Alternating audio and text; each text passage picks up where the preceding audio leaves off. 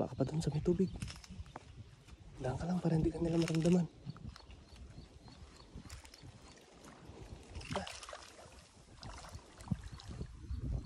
Yan, nandiyan yan sila. Dandang ka lang. Lang ka, madulas dyan. Maraming lumot dyan sa ilalim eh. Di ba? Nandun yan sa may guhit. Baka madulas ka dyan. Maraming lumot eh. Okay, yan. Ito na yan.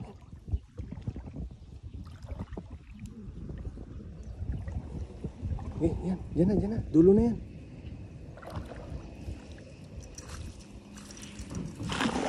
Ganda. Yun na. Talunan na dun oh. Dahan-dahan lang hila mo. Dahan-dahan lang hila mo. Papasukin mo sa bulsa.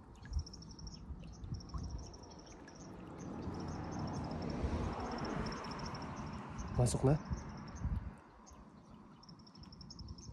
Madami talaga dyan. Sa banda dyan. Maraming lumot dyan eh. Yung bahay nila yan dyan oh. Sa may tabi ng ano. Makain nila yung mga lumot. Wala pa yata. Wala. Baka nandun na sa ano, sa dulo na yan, sa bulsa na.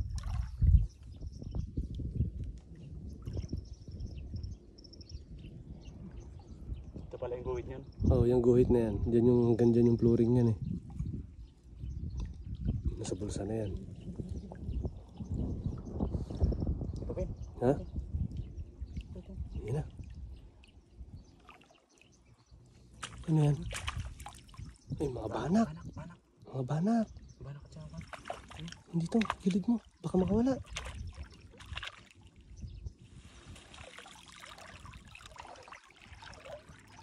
Hindi to, lagay ito sa gilid. Doon pala sila sa lilim. Doon sila sa lilim. Daming lumot dito no? Kinakain nila yan. Kinakain nila yan. Kain ng mga isda. Dito sa ano, dito sa lilim. Ano? Ang laki ng ano oh. Ang laki ng kabisi. Kabisi. Laking banak oh.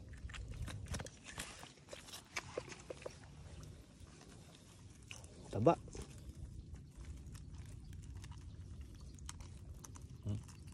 Sumabit pa. Taba no? Taba nito. Bilog na bilog eh. Taba ng banak ah. Grabe oh. Yan malaki oh yung ano, yung kabisi.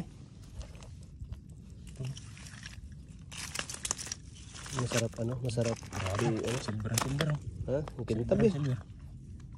Ang taba, ang kintab. Malaki pa siya sa banak no? Talagang pang tinapa ang ganitong size. Tinapa talaga yung lapad eh. Tabang isda ngayon, marami kasing lumot. Grabe oh. Kintab oh.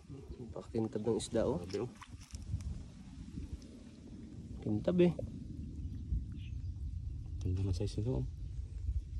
Grabe, kintab. Masarap tinapa. Dalawa. Banak ihaw. No. Ayos. Hindi na nasiro. Sulit mga kapay. Dalawa, sulit na. Ang ano na.